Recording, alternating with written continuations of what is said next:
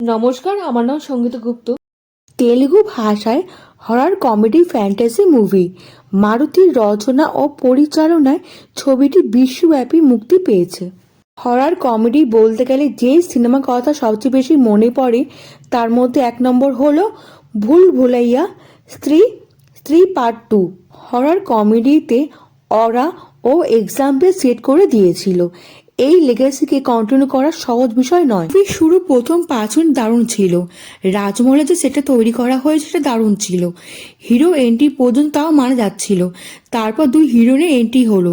লাভ angle দেখানো দরকারই ছিল না, সেটা যে জোর করে দেখানো হচ্ছে মনেই হচ্ছে। প্রথমে যে হিরোইনকে দেখানো হয়েছিল সে ফিরে আসে। মুভিতে 3 জন হিরোইন হয়ে যায়। এই 3 জনকে জোর করে দেখানো হচ্ছে বলে মনে হচ্ছে।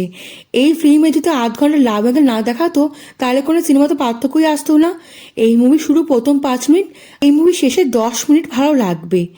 এই মুভি হরর কমেডি কি করে হলো বুঝতেই পারলাম না। এই মুভিতে কমেডি কিছু ছিলই না। ধর্নি যদি ফার্স্টটা স্টোরি বিল্ড আপ করার জন্য ছিল তো সেকেন্ড হাফটা ভালো হবে। সেকেন্ড হাফের জন্য অনেক আশা ছিল।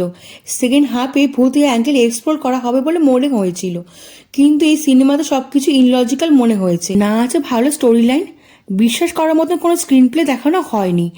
ভিএফএক্স লাস্টের দিকে তাও ঠিক ছিল। এই সিনেমা জুড়ে ভিএফএক্স দেখানো হয়েছে, তার মান যে কতটা খারাপ আপনি সিনেমা দেখলেই বুঝতে পারবেন। এই সিনেমার রান টাইম যদি কম করা হতো তাহলে ভালো হতো। এই সিনেমা দেখতে গেলে অনেক ধৈর্য পরীক্ষা নেবে। রাজা সাহেবের যে ওল্ড লুক দেখানো হয়েছিল সেটা কিন্তু সিনেমাতে দেখানো হয়নি, কিন্তু আমরা ট্রেলার ও টিজারে দেখেছিলাম। চেয়ার উল্টে ছাদে আটকে যায়, সামনে গুন্ডে দাঁড়িয়ে থাকে। মুভির ভিতরে কিছুই দেখানো হলো না। জোকারের লুকটা পুরো স্ক্যাম ছিল। সেকেন্ড পার্ট অ্যানাউন্স করে দেওয়া হলো এই সিনের মাধ্যমে। জোকারের সিন দেখে মনে হচ্ছিল পুরো মুভিকে নিজেরা যেন রিভিউ করে দিয়েছে। গান যখন তখন দেখানো হচ্ছে, ভূতও যখন তখন চলে আসছে, কমেডি দেখানো হচ্ছে যখন তখন, লাভ অ্যাঙ্গেলও যখন তখন দেখানো হচ্ছে কোনো লজিক ছাড়া। যাতে চরিত্র দেখে আমরা কিছুই বুঝতে পারলাম না। সঞ্জয় দত্ত যখন তখন চলে আসছে। এর মাঝখানে প্রবাস ফেসে গেছে। অভিনেতারা অভিনয় করে ডিরেক্টরের ইশারায়। ডিরেক্টর যেরকম বলবে সেরকমই তো কাজ করে দেখাবে। এখন ডিরেক্টর যদি আউটপুট ঠিক করে না করতে পারে, গল্পের মাথা মুন্ডু কিছুই গুছাতে না পারে, তাহলে কি অভিনেতাদের দোষ দিলে হয়? আদিপুরুষ দেখে মনে হয়েছিল প্রবাস ফেসে গেছে। স্পিরিটের ভরসা। এখন স্পিড যদি এই বছর হিট হতে পারে তাহলে প্রবাসের কেরিয়ার এগিয়ে যাবে, না হলে আবার তাকে তামিল ইন্ডাস্ট্রিতে ফিরে যেতে হবে। বাকি সব মুভিতে নেগেটিভ খুঁজতে হয়, এই সিনেমাতে পজিটিভ কি বলবো তাই খুঁজে পাইনি। এই মুভিকে 5 কোনো স্টার দিলাম না। এই মুভি দেখতে যাবেন না। এই মুভি নাকি সেকেন্ড পার্ট আসবে, আমি তো দেখতে যাব না।